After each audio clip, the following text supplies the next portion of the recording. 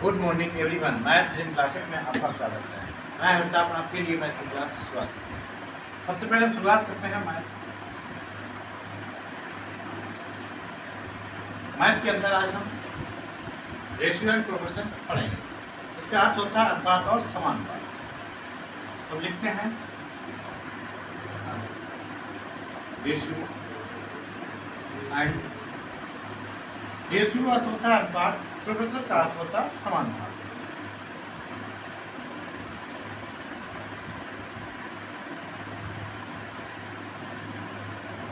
इसका अर्थ होता है अनुपात और समानुपात। हम लिखते हैं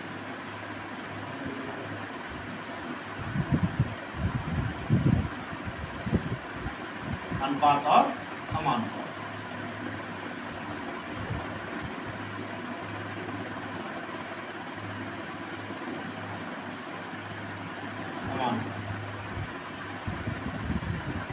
अनुपात का चिन्ह ये होता है समानुपात। हम शुरुआत करते हैं अनुपात को हम लिखते हैं। सबसे पहले हम अनुपात की परिभाषा बोलें। अनुपात को रेशियो कहते हैं। अनुपात को हम रेशियो कहते हैं। उसकी हम परिभाषा को शुरू करते हैं। सबसे पहले बहुत सिंपल भाषा बताते हैं। सजातीय राशियों के संबंध को उसका अनुपात कहते हैं। सजातीय राशियों के संबंध को उसका अनुपात कहते हैं। इसके बाद में अनुपात रेशियो के बाद हमारा आता है समानुपात। समानुपात वह होता है तो परस्पर समान हो, उनके चारों पद समानुपाती कहलाते हैं। यदि ए अनुपात बी अनुपात सी अनुपात डी, तो हमारा आएगा ए अनुपात बी बराबर सी अनुपात डी। ध्यान ये अनुपात बी बराबर सी अनुपात डी, तो इसमें बी और सी हमारे हो गए पद और ए डी हमारे हो गए बी सी हमारे हो गए मध्यपद, सी डी हमारे हो गए प्रापद। तो इसको हम देखते हैं। सबसे पहले लिखते हैं। सबसे पहले शुरुआत करते हैं अनुपात की तरफ। अनुपात की भाषा हो गई हमारा समानुपात। अनुपात को लिखते हैं ए अनुपात बी। समानुपात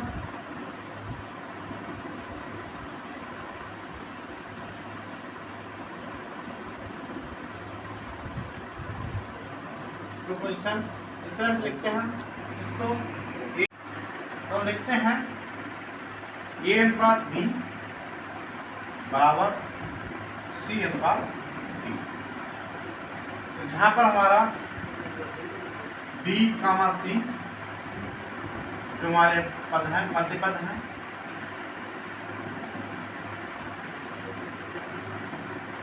इसके बाद में हमारा ए कामा डी हमारे ग्राहक।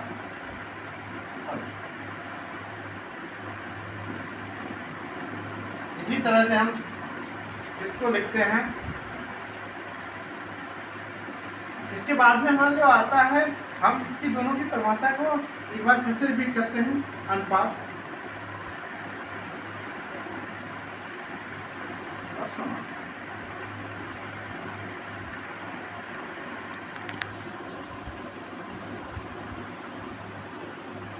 अनुपात ए अनुपात बी समानुपात होता है ए अनुपात बी अनुपात सी अनुपात। अनुपात दो सजातीय राशियों के संबंध को उनका अनुपात कहते हैं। ये हमारी अनुपात की परिभाषा हुई। और हमारे जो समानुपात की परिभाषा है, समानुपात की हमारी जो परिभाषा है उसको हम कहते हैं दो अनुपात परस्पर समान हो तो उनके चारों पद समानुपाती कहलाते हैं। जैसे ए अनुपात बी बराबर सी अनुपात डी, तो ए बी सी डी परस्पर समानुपाती कहे जाएंगे। इसको हम इस प्रकार लिखते हैं कि ए अनुपात बी समानुपात सी अनुपात डी, जहाँ बी सी हमारे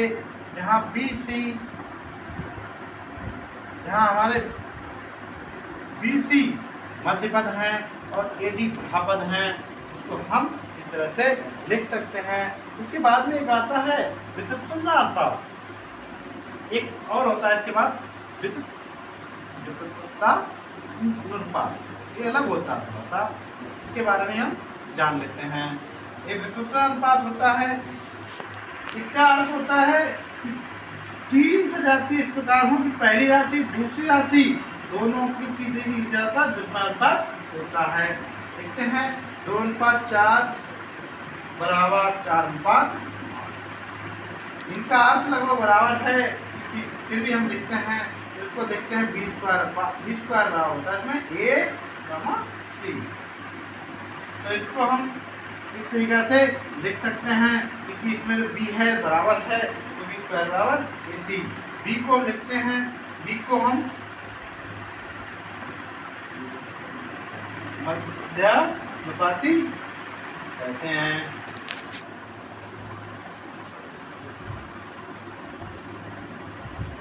इसको मध्यानुपाती कहते हैं। इसी तरह से हम किसी भी सवाल को लिखेंगे तो हम आगे बढ़कर उनके शॉर्ट ट्रिक के द्वारा दिखा सकते हैं। इसमें हमारा जो सूत्र आता है, एक मध्यानुपाती होता है, एक तृतीयानुपाती होता है, एक चतुर्थानुपाती होता है। मध्यानुपाती होता है उन दोनों संख्याओं का वर्गमूल होता है, उसको मध्यानुपाती कहते हैं। तृतीयानुपाती होता है दूसरे की 2 बार गुणा होगी और उसके बटे में पहला अंक आएगा। चतुर्थानुपाती हमारा जो होता है तो हमारा दूसरा और तीसरे गुणा होगी और बटे में पहला अंक आएगा। ये हमारे इस तरह की पहली संख्या आएगी। इस तरह से हमारा चतुर्थानुपाती होता है और हमारे इस तरह से हमको अनुपात और समानुपात पूरा करते हैं। अनुपात और समानुपात से आगे के पद जो हैं हम आगे बताते हैं आपको और हम शुरुआत करते हैं। शुरू करते हैं सबसे पहले अनुपात एक साधारण से किसी भी चीज में हम लगाकर उसको हम पूरा कर सकते हैं। समानुपात जो अनुपात का जो 4 पदों के द्वारा या अधिक पदों के द्वारा व्यक्त किया जाता है, वहाँ पर हमारे अनुपात के परस्पर समान हो और वहाँ पर ए अनुपात बी अनुपात सी अनुपात डी के अनुपात के परस्पर होंगे, वहाँ पर समानुपाती होता है। तो हम इसको आराम से कर सकते हैं और इनके हम विस्तृत रूप में जा सकते हैं। हम शुरुआत करते हैं एक सवाल साधारण से, जैसे मैंने लिखा 2:4। अनुपात में किसी भी अंक से गुणा और भाग हमेशा बराबर रहती है। इसको हम 1:2 भी लिख सकते हैं, ये दोनों बराबर रहेंगे। इसके बाद में अगर हम इसको 4 से गुणा कर दें तो हमारा तब भी हमारा अनुपात हमेशा बराबर रहता है और अनुपात हमेशा, चाहे इसमें हम गुणा करें या हम भाग करें, ये हमारा अनुपात बराबर रहेगा। इसको हम अगर दूसरे को हम देखते हैं, दूसरा हमने लिया 2:5। अगर हम इसको 2 से गुणा करते हैं तो हमारा 4:10 आएगा। ये भी हमारा बराबर है, ये भी हमारा बराबर है, गुणा किए हमने। अगर हम इसको 3 से गुणा कर दें तो हमारा 12 आएगा, 30 आएगा। ये भी अनुपात हमारा, ये अनुपात में कभी गुणा करें या भाग करें हमेशा बराबर रहेगा। और इसको अगर हम इसको 3 से भाग कर दें तो हमारा 4:10 आएगा। इसको हम अगर फिर तोड़ें तो 2:5, ये भी हमारा बराबर है। इसको हम अगर 10 से गुणा करें तो हमारा 20:50 होगा। किसी भी अनुपात को लेंगे तो हमारा बराबर होगा। एक लास्ट में देखेंगे हम तो छोटे खंडों तोड़ते हैं और हम 2:5 की जब तक हम इसको टूटता है तब तक हम इसे तोड़ते हैं और हम इसको अनुपात को चले जाते हैं। इसी तरह से हमारा अनुपात देखते हैं और आगे हम बढ़ाते चले जाते हैं। ये 3 संख्याएं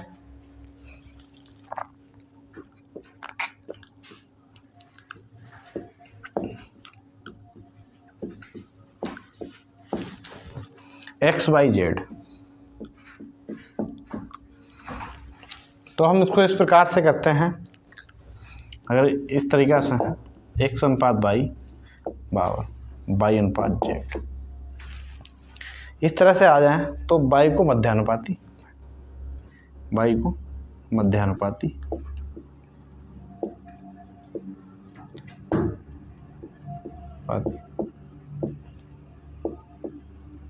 कहते हैं।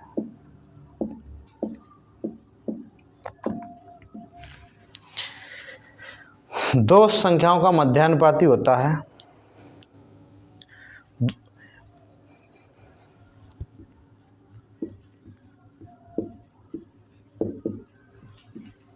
दो संख्याओं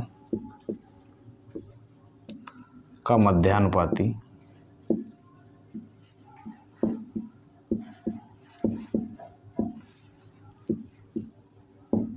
बराबर होता है √xy।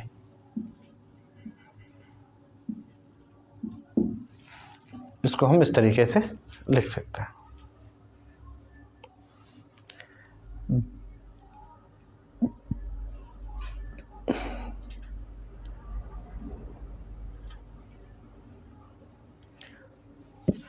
एक्स बाई की जगह एक्स बाई होगा, बाई के जो जेड होगा, तो हमने इसको इस तरह से लिख दिया। इसके बाद में हमारा शुरुआत करते हैं हम मध्यानुपाती। 3 हमारे सूत्र होते हैं इसके अंदर, तो हम शुरू करते हैं। सबसे पहले मध्यानुपाती क्या होता है? मध्यानुपाती का सूत्र होता है हमारा √ पहली संख्या गुणा दूसरी संख्या। तृतीय अनुपाती जब हमारा आता है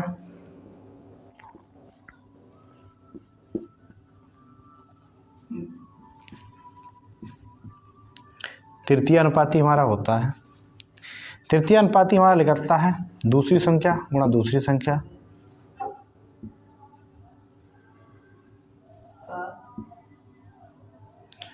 बटे पहली संख्या।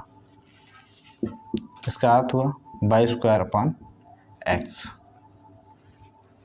इसको हम लिखते हैं दूसरी संख्या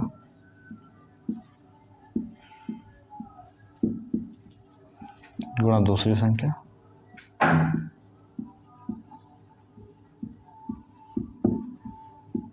बटे पहली संख्या।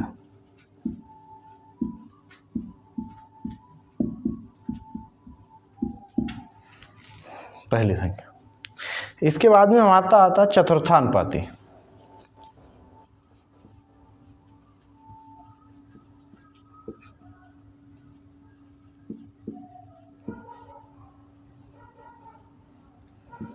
चतुर्थानुपाती जो होता है तो हम उसको इस तरीके से लिखते हैं y/z/x।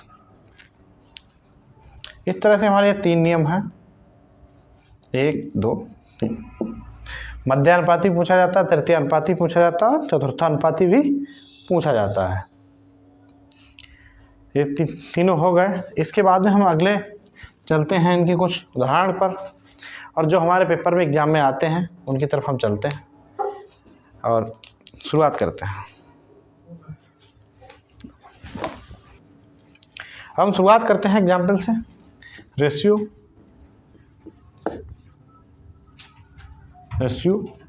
अनुपात। शुरुआत करते हैं, सबसे पहले एग्जाम्पल लेते हैं। सबसे पहले हमने लिया A/B बराबर 3/4। इसका हमने दूसरा लिया B/C बराबर हमने लिया 4/7। अब हमको ABC A/B/C ज्ञात करना। इस तरह से हमारा क्वेश्चन आते हैं। तो हमने सबसे पहले लिखा A/B/C, तो हमको AB अनुपात दिया है 3/4, हमने लिख लिया। फिर हमको BC अनुपात लिखा, B हमने लिखा 4, C अनुपात हमको दिया 7। तो जो हमारा अंक है उसको हम यहाँ तक बढ़ा लेंगे, जो अंक दिया उसको हम इधर खसका लेंगे, तो हमारा 4। अब हम इनकी गुणा करते हैं आपस में। 4×3 12, 4×4 16, 7×4 28। अब हम इनका जो अनुपात आया है उसको हम काट लेंगे 4 से। 4×3 12, 4×4 16, 7×4 28। तो हमने देखा 3/4/7 हमारा ABC आ गया। इसी तरह से हम दूसरे प्रश्न की तरफ चलते हैं। दूसरा प्रश्न हमने लिखा, ये हमारा पहला प्रश्न हुआ, ये हमने दूसरा प्रश्न अब शुरू किया। हमने लिखा A/B बराबर 2/3 तथा हमने लिखा B/C बराबर 4/3। जब हमने इसको लिखा, हम इसको भी इसी तरह से लिख सकते हैं A/B/C। इसको हम जब करेंगे कि जब हमको एक पद नहीं दिया जाता तो हम सीधे लिखते हैं। तो इसको हमने लिखा 2:3, 4:3, क्योंकि इस तरह के क्वेश्चन सबसे ज़्यादा आते हैं। तो हम इधर से जो हमारा पद खाली वो पहले वाला अंक बढ़ा देंगे। तो हम देखते हैं यहाँ पर 4 दूनी 8, 4 तियाँ 12, 3 तियाँ 9, इसमें से कोई अंक नहीं कटेगा। तो जो ABC की वैल्यू है C बराबर ज्ञात करना था। तो हम देखते हैं A/B/C बराबर 8/12/9। इस तरह से आ गया। हम इससे बड़े अंक की तरफ चलते हैं और हम शुरुआत करते हैं 4 अंकों पर, और हम आपको अगला जो शुरुआत करेंगे वो 4 का हम करेंगे। हम लिखते हैं 4 की तरफ। तो हमने लिखा A/B बराबर 2:3 तथा दूसरा हमने लिखा B/C 3:4 व C/D बराबर 4:5। अब इसको हम देखते हैं। पूछा गया हमसे A/B/C/D बराबर क्वेश्चन। इसको भी हम इसी तरह से लिख सकते हैं। तो सबसे पहले हमने लिखा A/B/C/D, 4 अनुपात दे रखे हैं, इनकी चारों की वैल्यू रखते हैं। सबसे पहले AB की रखते हैं 2:3, फिर BC रखते हैं 3:4, CD की वैल्यू सबसे बाद में रखते हैं 4:5। जब यहाँ पर 2 पद खाली हैं, यहाँ 1 का, तो यहाँ 1, यहाँ पर 2, तो जो यहाँ पर है वो लास्ट में चला जाएगा 3, 3, यहाँ से यहाँ जाएगा, यहाँ का इधर आ जाएगा, तो इधर दोनों आएंगे 4, 4। अगर हम इनको चाहें जो अंक कटेगा उसको हम काट सकते हैं। तो हमने देखा ये तीनों कट गए, इसमें से भी कट गए, चारों में हमेशा बराबर कटना चाहिए। अब यहाँ पर हमने देखा 4 भी कट जाए, यहाँ से भी कट जाएगी, जो पूरे सब में कॉमन होता है उसको हम काट भी सकते हैं। अब हम देखते हैं इसमें हमारा बचा 2, इसके बाद में इसमें हमारा बचा 3, इसमें हमारा बचा 4, इसमें हमारा बचा 5। तो जो हमारे ABCD की वैल्यू आई, A/B/C/D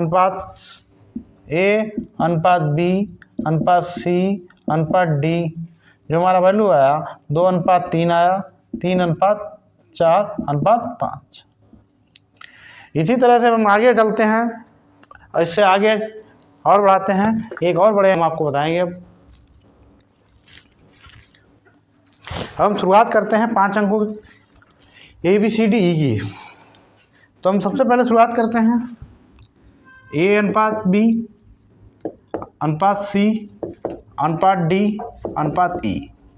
इस तरह के क्वेश्चन आते हैं हमारे पास।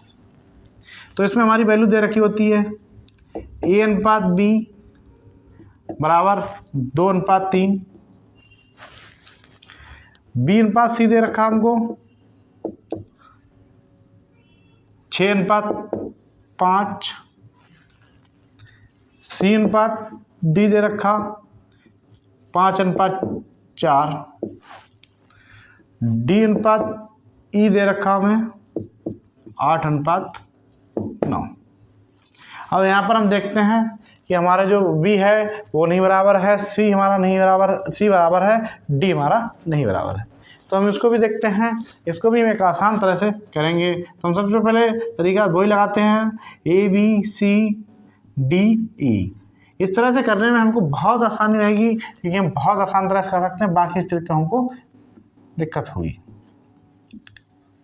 6, 5 CD के अनुपात जो दे रखा है उसी के नीचे लिखेंगे हम 5:4 दे रखा, DE का अनुपात 8:9 दे रखा। हम यहाँ पर जो हमारे खाली जगह हैं उनको हम डॉटेड कर दिया।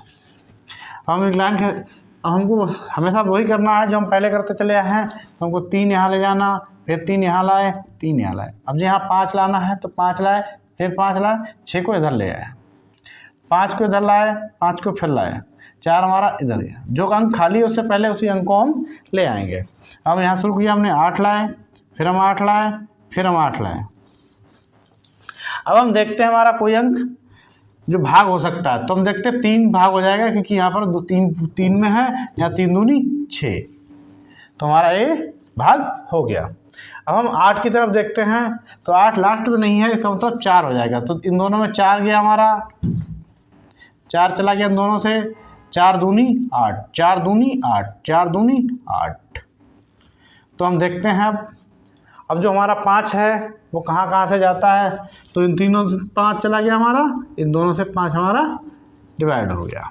अब हम इनकी गुणा कर लेते हैं, तो हम करते हैं 2 दूनी 4, दूनी 8 अनुपात 6 दूनी 12 अनुपात 5 दूनी 10।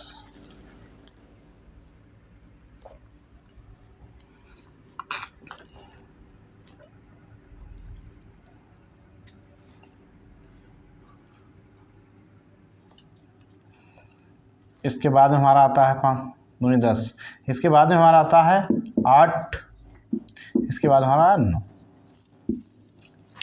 हमारा अनुपात आया 8 अनुपात 12 अनुपात 10 अनुपात 8 अनुपात 9। इस तरह से हम करते हैं। इसके बाद में हम अगर डायरेक्ट चाहें तो कितना भी बड़ा आ जाए हमारा लिख सकते हैं। अब हम शुरुआत एक और सवाल की करते चलते हैं। इस तरह का सवाल भी आता है हमारे यहाँ, ए अनुपात बी अनुपात सी 2 अनुपात 4 अनुपात 6, तथा हमने देखा सी अनुपात डी अनुपात ई। सी अनुपात डी अनुपात ई को हम लिख सकते हैं 5 7 9। अगर हमको दिया तो हमको ज्ञात करना है ए अनुपात बी अनुपात सी अनुपात डी अनुपात ई, इसको हमको ज्ञात करना है। हम फिर से वही किस प्रक्रिया शुरू करते हैं। तो हमने लिखा A B C D E, तो ए बी सी का वैल्यू है 2 4 6, सी डी की वैल्यू है 5 7 9। लेकिन हमको फिर यहाँ पर जाना है बराबर हो या ना हो, क्योंकि हम दूसरी प्रक्रिया से करेंगे तो हमें वहाँ पर बराबर करना पड़ता है। वहाँ पर अगर बराबर है तो हम सीधे लिख सकते हैं, बराबर नहीं तो हम बराबर करते हैं। इस तरह से हमको कोई सीधे सीधे गुणा करनी है, बराबर से अपने आप हो जाता है 5। हम यहाँ पर देखते हैं कि कहाँ से भाग हो सकती है। तो सबसे पहले हम देखें 2 से भाग हो सकती है, हम कर लेंगे। तो 2 से 2 कट गया, 2 दूनी 4, 2 तियाँ 6, 2 तियाँ 6, 2 तियाँ 6। तो यहाँ पर कट गया, 5 हमारा आया, 5 दूनी हमारा 10 आया, 5 तियाँ हमारा 15 आया, 7 तियाँ 21 आया, 9 तियाँ 27 आया। तो इस तरह से हमारा आ गया। इस तरह से हम आज किसी भी सवाल को लिख सकते हैं। इससे भी बड़े सवाल को चाहें तो हम बड़े सवाल को कर सकते हैं। कितना भी बड़ा सवाल हो हम इस लाइन से आसानी पूर्वक कर सकते हैं। लेकिन हम इनको देखते हैं कि अनुपात और समानुपात का जो चिन्ह आता है वो इसी तरह से होता है। तो हम इसको अब यहाँ पर करते हैं। तो हमने 1 अंक अनुपात को दोहरी, 13, 4 और 5 तक का सीख लिया है। अगर आप हमारा चैनल पसंद आया हो तो लाइक को जरूर करें, पसंद करें, हमारे चैनल को सब्सक्राइब जरूर करें।